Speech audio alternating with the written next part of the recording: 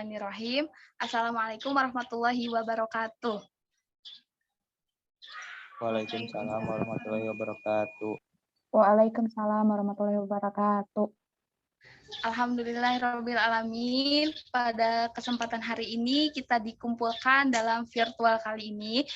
Bagaimana kabar teman-teman hari ini? Masih semangat? Masih, Bu. Masih, Bu. Masih. Ya, alhamdulillah. Semoga selalu dalam keadaan sehat dan semangat meskipun dalam kondisi pandemi saat ini dan dalam keadaan puasa gitu ya. Nah, sebelum memulai kegiatan, alangkah baiknya kita membaca doa agar kegiatan berjalan dengan lancar. Oleh karena itu, mari kita berdoa di dalam hati dimulai.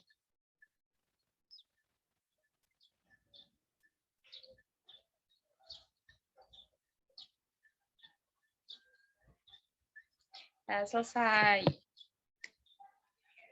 Oke, sekarang Ibu ingin mengabsen teman-teman ya, dimulai dari Anissa hadir. Hadir, Ibu. Oke, Iqbal hadir. Hadir, Bu. Vita? Hadir, Ibu. Alhamdulillah semuanya hadir ya. Nah, teman-teman, pada kesempatan kali ini kita akan melaksanakan kegiatan bimbingan klasikal dengan teknik diskusi dalam kegiatan homeroom. Seperti itu, teman-teman. Ibu meminta teman-teman untuk berkontribusi dan aktif berpendapat gitu ya dalam kegiatan kali ini. Nah, namun sebelum kegiatan inti ya, Ibu akan menayangkan sebuah video nih. Teman-teman bisa untuk mengamati video tersebut.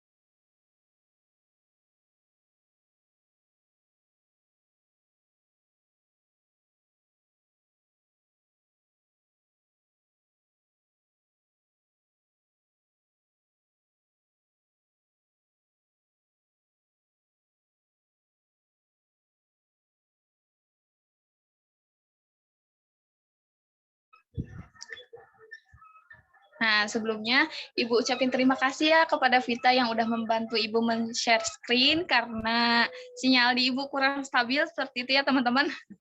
Nah, teman-teman dari video yang tadi teman-teman tonton, kita ambil garis besar gitu ya, bahwa bimbingan kali ini kita mengambil tema pentingnya disiplin dan manajemen waktu. Oke, dari video yang tadi teman-teman udah amati nih, coba Ibu minta perwakilan satu orang dari teman-teman untuk memberikan gitu hikmah atau gambaran dari video yang tadi itu mengenai apa sih? Boleh? Aku Ibu mau. Leanisa. Jadi menurut saya gambaran dari video tersebut mengenai seseorang yang menyia-nyiakan waktu. Jadi tokoh dalam video itu menyia-nyiakan waktu dan tidak menghargai waktu. Yang jadinya si tokoh tersebut tuh tidur pulas, sedangkan dalam mimpi tokoh tersebut itu bisa menjadi sukses sebenarnya gitu. Jadi poin pentingnya jangan sampai menyesal karena waktu tidak bisa diulang. Gitu Ibu. Oke, betul banget ya. Terima kasih Anissa. Jadi teman-teman video tadi itu mengenai gambaran orang yang menyia-nyiakan waktu gitu. Dia itu tidur pulas gitu ya, bermalas-malasan. Padahal sebenarnya dia itu bisa gitu menyebut kesuksesan gitu. Cuman dia itu ya itu gitu karena malas jadi ya kesuksesan itu nggak dia jemput dan ya itu gitu penyesalan datangnya di akhir ya teman-teman. Nah, teman-teman, Ibu minta lagi nih satu orang dari teman-teman untuk memberikan contoh kegiatan atau aktivitas yang menurut teman-teman ini menyia-nyiakan waktu atau membuat diri tidak disiplin. Coba boleh? Dari siapa?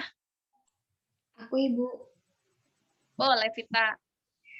Jadi menurut Vita, aktivitas atau hal-hal yang mungkin bisa menghambat suatu manajemen waktu atau disiplin waktu, yang pertama itu seperti yang ditayangkan tadi di video, yaitu malas-malasan.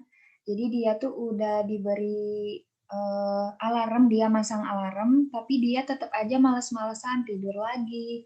Terus dia nggak suka kayaknya kalau dengar suara alarm. Jadi efeknya ingin rebahan terus, Bu. Lalu selain itu juga kayaknya dia sering menunda-nunda waktu gitu, Bu. Kayak tadi dia mau sarapan, dia tuh udah mulai beraktivitas. Tapi setelah itu dia tuh menunda untuk lebih giat lagi gitu, Bu. Jadi abis makan tuh dia leha-leha lagi, tidur-tidur lagi, sampai akhirnya dia mimpi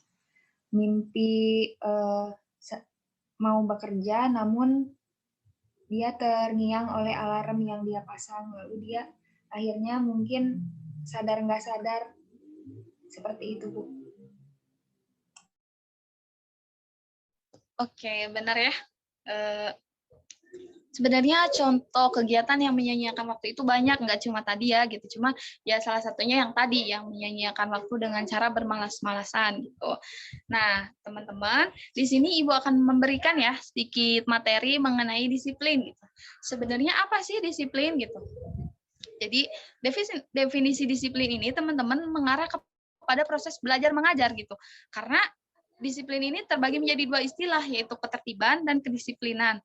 Yang mana kedisiplinan dan ketertiban ini rata-rata ya adanya di sekolah gitu, meskipun di rumah juga sebenarnya harus disiplin. Cuman ini tuh lebih mengarah kepada proses belajar dan mengajar. Dan teman-teman, disiplin itu dipengaruhi oleh beberapa faktor gitu ya. Yang pertama itu faktor kesadaran diri. Nah, pasti teman-teman bertanya gitu, kesadaran diri ini apa Bu gitu. Jadi kesadaran diri ini motivasi besar dalam diri gitu. Apakah teman-teman ingin disiplin atau teman-teman ingin bermalas-malasan aja gitu kan. Terus yang kedua itu ketaatan dan keharusan gitu. Misalnya contohnya gini, jadi disiplin itu ya ketaatan gitu, taat kita misalnya terhadap guru, terhadap orang tua gitu ya. Terus yang ketiga itu ada hukuman. Nah, ini tuh hukuman untuk perilaku yang awalnya tidak baik menjadi baik gitu. Akhirnya ya hukuman ini tuh untuk menjadikan disiplin seperti itu. Terus yang ketiga itu, yang terakhir itu alat pendidikan. Nah, seperti yang tadi Ibu jelaskan ya, bahwa disiplin ini faktornya itu alat pendidikan itu ya di sekolah gitu, menjadikan pendidikan tuh agar disiplin dalam proses belajar mengajar. Nah, seperti itu teman-teman.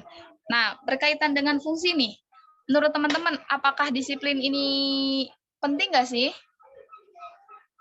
Penting. Mengapa penting, Iqbal? Penting, Bu. Ya Bu, penting. Soalnya kan kalau kita nggak memanage waktu ya, yang kayak tadi kita, contohnya ketika kita punya tugas, kita leha-leha gitu menanti-nanti untuk mengerjakan tugas. Bisa dicontohkan yang tadi video ya Bu. Kalau sudah tidur pasti hawanya teh Bu males gitu mau apa-apa juga gitu Bu. Seperti itu Bu menurut saya. Iya, benar-benar. Nah, jadi teman-teman disiplin ini sangat penting bagi diri setiap orang gitu ya. Nah, di sini Ibu akan menyebutkan nih beberapa fungsi disiplin. Pertama, disiplin ini menata kehidupan kita gitu. Jadi, kalau kita disiplin, insya Allah kehidupan kita tuh akan berjalan dengan lancar gitu. Dengan mematuhi peraturan yang berlaku gitu kan. Nah, terus yang kedua itu membangun kepribadian. Nah, jadi disiplin ini membangun kepribadian dalam segi apapun gitu, misalnya dalam tingkah laku, dalam sifat, pola hidup gitu kan. Ini tuh sangat berpengaruh terhadap kepribadian seseorang disiplin ini, apalagi seorang siswa yang sedang tumbuh kepribadiannya gitu. Seperti misalnya siswa-siswa seperti teman-teman gitu ya kan sedang tumbuh gitu ya. Ketika teman-teman disiplin, nah kepribadian teman-teman tuh akan baik gitu, akan dipengaruhi dengan disiplin itu. Terus yang ketiga itu melatih kepribadian sikap. Ini tuh tidak beda jauh dari yang tadi ya.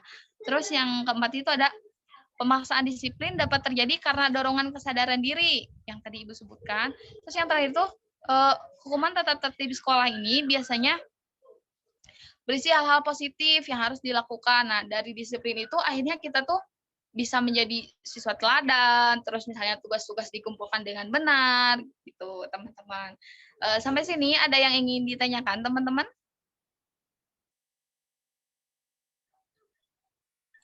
Mungkin cukup, Bu. Oke, cukup ya. Nah, masih ada nih sedikit materinya mengenai manajemen waktu gitu. Sebenarnya apa sih kaitannya manajemen waktu dengan disiplin? Tentu sangat berkaitan teman-teman, karena manajemen waktu dan disiplin ini saling melengkapi gitu.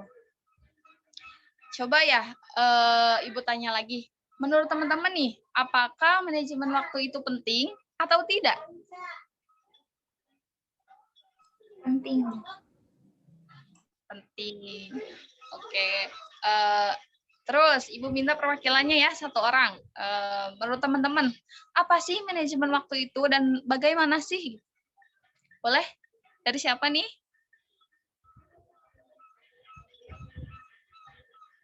Aku deh, Bu. Boleh, Mangga, kita. Kalau menurut kita, apa sih manajemen waktu? Manajemen waktu tuh kayak list atau struktur yang harus dijalani yang sesuai dengan apa yang kita tulis gitu, Bu. Dan tentunya manajemen waktu itu akan berpengaruh sangat penting pada kehidupan kita atau kelangsungan hidup kita. Oke. Benar ya teman-teman, jadi manajemen waktu itu yang tadi gitu, memanfaatkan waktu dengan sebaik-baiknya, menjadwalkan waktu gitu. Nah, di sini Ibu memiliki tips nih manajemen waktu gitu. Enggak deh, sebelum ke tips itu Ibu ingin tanya, apakah teman-teman sudah bisa memanage waktu dengan baik?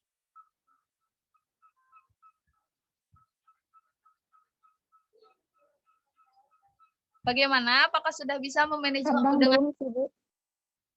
Oh, belum. Masih berlatih gitu ya? Belum. Ya, Bu. Masih proses. Oke, teman-teman. Jadi di sini Ibu memiliki nih tips manajemen waktu dengan baik. Yang pertama, kita ingat aja 4M. Membuat schedule atau jadwal, membuat planning, membuat target ke depannya, dan yang terakhir itu membuat prioritas nih. Mana nih yang prioritas, mana yang enggak? Oke, kita bahas satu-satu ya teman-teman. Yang pertama itu membuat schedule. Jadi dalam keseharian teman-teman tuh membuat schedule gitu. Misalnya jam segini bangun gitu, jam segini melaksanakan apa gitu kan, terus jam segini, jadi tertata gitu ya, dijadwalkan sehari-harinya tuh, sehingga waktu itu nggak terbuang sia-sia, teman-teman. Yang kedua tadi itu mengenai membuat rencana ke depannya. Coba Ibu ingin tanya deh, siapa ya? Anissa deh, coba Anissa, apa rencana Anissa ke depannya? Planning Anissa dekat-dekat ini apa gitu?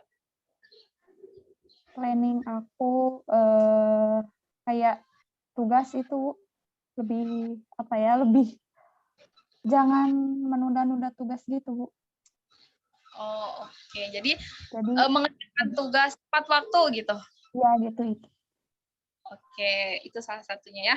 Nah, bisa tuh jadi kayak planning ke depannya tuh saya harus lebih disiplin gitu. Ke depannya saya mengerjakan tugas misalnya jangan pas malam aja gitu, tapi pulang sekolah misalnya langsung mengerjakan tugas gitu. Jadi kan ilmu-ilmu yang ada di otak itu yang diberikan guru tuh masih hangat gitu ya. Kalau misalnya kita mengerjakan pulang sekolah, itu salah satu contoh kecilnya ya teman-teman. Yang ketiga itu tadi membuat target. Sama ini juga nggak beda jauh dengan membuat rencana gitu. Jadi target kita ke depannya apa sih? Misalnya target di semester ini dalam pembelajaran teman-teman menargetkan untuk juara 1 gitu. Dari situ teman-teman termotivasi nih gitu untuk memanage waktu, untuk disiplin seperti itu. Terus yang terakhir ada membuat prioritas. Nah, ini sangat penting teman-teman karena kebanyakan orang itu susah untuk membuat prioritas gitu. Nah, membuat prioritas ini jadi teman-teman itu memilah-milih mana kegiatan yang penting, mana kegiatan yang enggak, seperti misalnya antara nonton TV dan nugas gitu. Terus kata teman-teman, misalnya gini, teman-teman lebih memilih nugas. Nah, berarti teman-teman sudah bisa memprioritaskan dengan baik gitu. Mana yang menurut teman-teman penting, mana yang menurut teman-teman itu hanya keinginan nafsu aja gitu, teman-teman. Nah, baik teman-teman, materinya cukup sampai sini gitu ya. Nah, sampai sini apakah teman-teman paham mengenai materi yang Ibu sampaikan? Paham, Bu. Paham, Ibu. Paham, Bu. Nah, baik teman-teman, sebelum ke penutup gitu ya, Ibu ingin menyimpulkan ya? Atau ada dari teman-teman yang ingin menyimpulkan? Ibu saja, Bu. Oke, Ibu saja ya. Dari tadi Ibu aja nih yang berbicara. Nggak apa-apa lah, sekalian aja ya. Jadi teman-teman, kesimpulannya hari ini itu kita membahas tentang pentingnya disiplin dan manajemen waktu. Ini sangat penting gitu ya, disiplin yang tadi Ibu katakan bahwa disiplin ini mempengaruhi kehidupan kita, mempengaruhi masa depan kita gitu, dan disiplin ini salah satu contoh sederhananya yaitu manajemen waktu gitu. Manajemen waktu ini juga bisa dengan beberapa cara yang tadi Ibu sebutkan. Ingat aja 4M gitu ya teman-teman. Oke teman-teman, sepertinya materi sudah selesai. Terima kasih atas perhatian teman-teman dan waktunya. Semoga apa yang Ibu sampaikan dapat teman-teman aplikasikan dalam sehari-hari. Mohon maaf apabila ada kesalahan.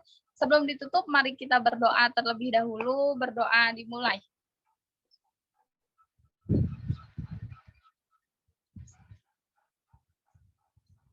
Berdoa selesai. Sekian dari Ibu. Mohon maaf apabila ada kesalahan. Wassalamualaikum warahmatullahi wabarakatuh.